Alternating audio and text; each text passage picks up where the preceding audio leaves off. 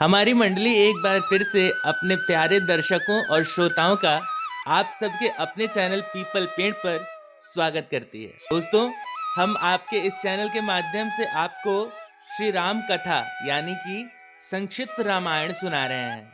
अब तक हमने आपको रामायण का पहला भाग सुनाया है, जिसमें वाल्मीकि जी को ब्रह्मा यानी कि ब्रह्मदेव यह ज्ञान देते हैं कि वह रामायण की रचना करें और उन्हें सब कुछ अपने आप ज्ञात होता चलेगा, क्योंकि उनके ऊपर ब्रह्मदेव की कृपा रहेगी।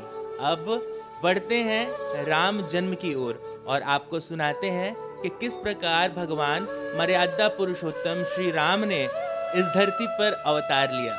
लेकिन उससे पहले आपसे निवेदन है कि आप इस चैनल को सब्सक्राइब कर लें, ताकि भगवान राम की कृपा आप पर निरंतर बरसती रहे। त्रेता युग की बात है। सरयू नदी के किनारे कौशल नाम का प्रसिद्ध राज्य था, जहां अज के पुत्र राजा दशरथ राज करते थे।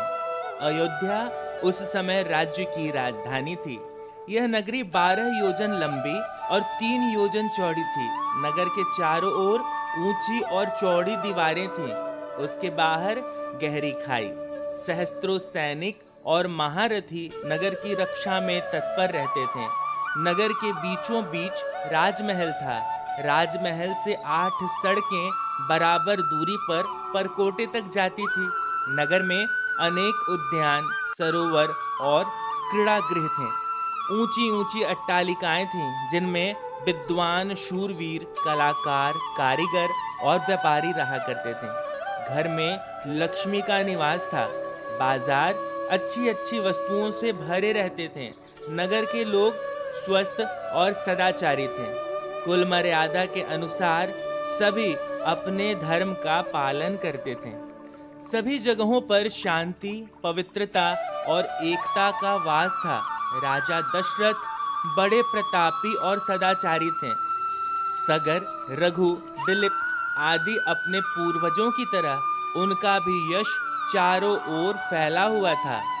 8 सुयोग्य मंत्रियों की सहायता से वे राजकाज चलाते थे। इन मंत्रियों में सुमंत्र मुख्य थे। मंत्रियों के अतिरिक्त वरिष्ठ वामदेव, जाबाली आदि राजपुरोहित भी राजा को परामर्श देते थे। इनकी सहायता से राजा सदा प्रजाहित के कार्यों में लगे रहते थे। राजा दशरथ ने बहुत दिन तक राज सुख का भोग किया। उन्हें धन, मान, यश किसी की कमी न थी, पर उन्हें एक दुख था। उनके कोई संतान न थी। जीवन उन्हें सूना सा लगता था।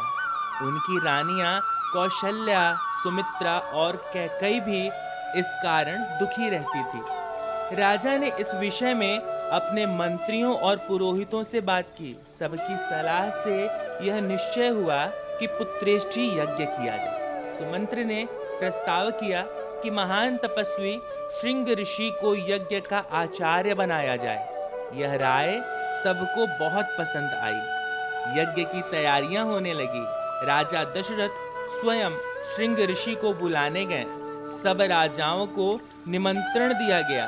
अनेक ऋषि मुनि भी आमंत्रित होकर आए। सरयू नदी के किनारे यज्ञशाला का निर्माण हुआ।